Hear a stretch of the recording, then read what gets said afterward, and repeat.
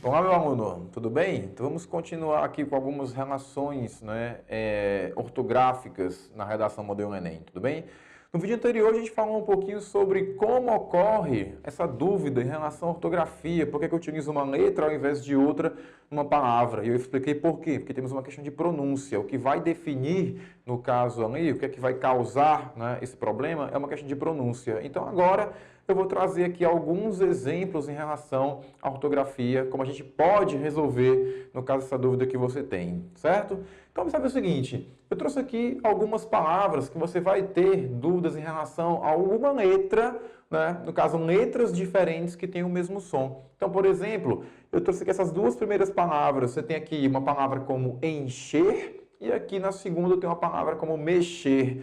Você fica na dúvida, professor, eu coloco X, eu coloco CH, o que é que eu faço aqui para resolver essa situação? A gente vai ver daqui a pouco, tá certo? E eu trouxe também aqui outras 3 palavras que você fica na dúvida em colocar, no caso, uma letra S ou então uma letra Z. Porque observe, ó, paralisar, né? Analisar, otimizar o espaço, essa lacuna que eu tenho bem aqui, ela tem o que? Letras que podem ser diferentes, mas tem, no caso, o mesmo som. Então, Cláudio, como é que eu resolvo isso? Você pode muito bem ficar, né, tentando aprender ou decorar todas as regras ortográficas, né, para sanar a sua dúvida. Só que isso, meu aluno, vemos a seguinte situação, você está no ano de cursinhos, preparando para o vestibular, então o tempo aqui é precioso.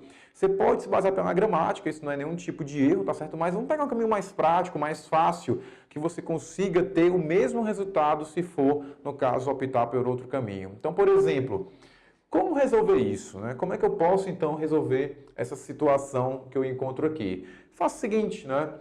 Procure saber, pessoal, a escrita, né, da palavra de origem, por exemplo. Como assim, professor? A gente pode ver que algumas palavras que eu trouxe ali, né, elas foram criadas a partir de outras. Como isso? Eu vou chamar aqui numa relação de termo primitivo e, no caso, termo derivado. O que é que significa isso, professor?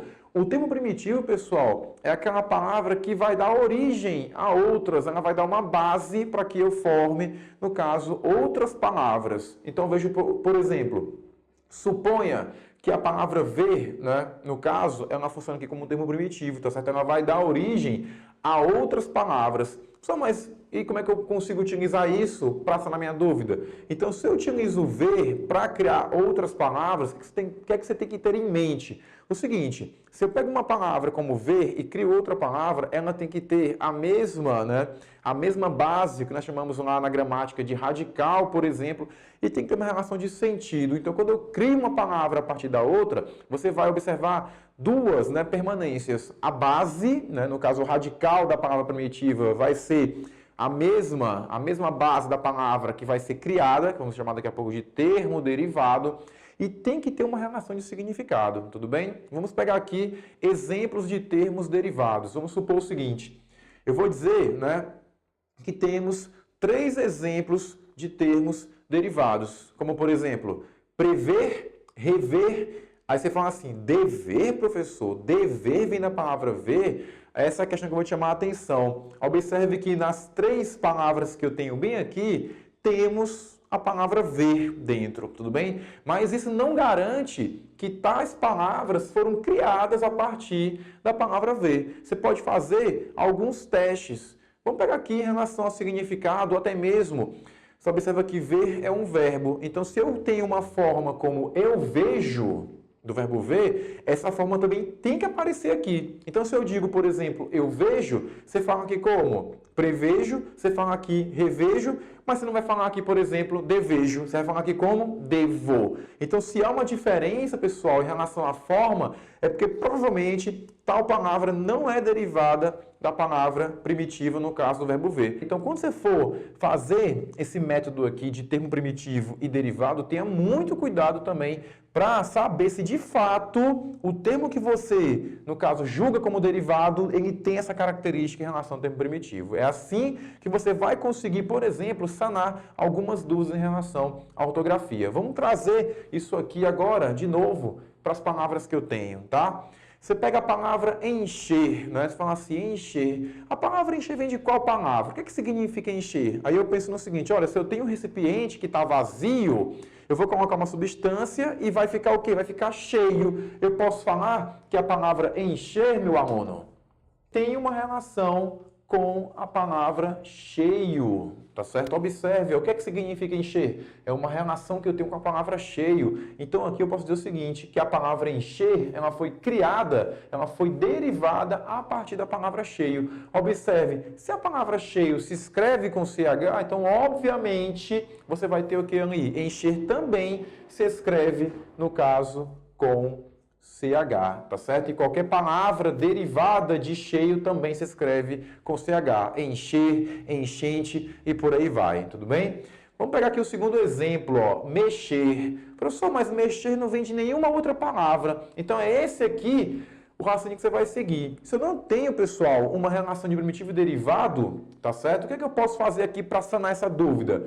Vamos pegar outros exemplos na língua que haja aqui, que exista, né, algum tipo de padrão para eu poder comparar com a palavra mexer. Vamos pegar aqui alguns exemplos, como, por exemplo, a palavra, deixa-me pensar, uma palavra como mexicano. Né? Você pega aqui uma palavra como mexicano, por exemplo. Então veja que aqui há um padrão. Por qual motivo? Olha o início da palavra mexicano. Ó. Começa com esse me e aqui eu grafo com um X. Será que isso aqui é um padrão, professor? Veja um segundo exemplo. Né? Eu tenho aqui uma palavra como mexerica. Você tem aqui uma palavra como mexerica. Então veja que há de novo um padrão. Olha, se as palavras, né, se ambas as palavras começam, né, pelo mesmo jeito, pela mesma forma e se grafa, se escreve com a letra X, é porque mexer também segue, no caso, esse padrão. Então eu acrescento aqui uma letra X. Tudo bem? Vamos pegar agora aqui os exemplos das palavras paralisar, analisar e otimizar. Aí eu te pergunto, meu aluno, minha aluna, paralisar vem de qual palavra, professor? Ah, professor, paralisar vem aqui da palavra paralisia. Né? A palavra paralisar vem da palavra paralisia. Você observa que temos a letra S. Então, se paralisar vem de paralisia, obviamente que o S da palavra primitiva permanece na palavra derivada. Então, paralisar se escreve com a letra S, tudo bem? E assim a gente segue o raciocínio. Analisar vem de qual palavra? Vem da palavra análise, professor. Né? Eu tenho aqui a palavra análise. Então, observe mais uma vez, né? Se análise se escreve com S, é porque analisar também se escreve com a letra S. Vamos pegar a última palavra, a palavra otimizar. O que significa otimizar? Vem de qual palavra? Professor, otimizar vem aqui no caso da palavra ótimo.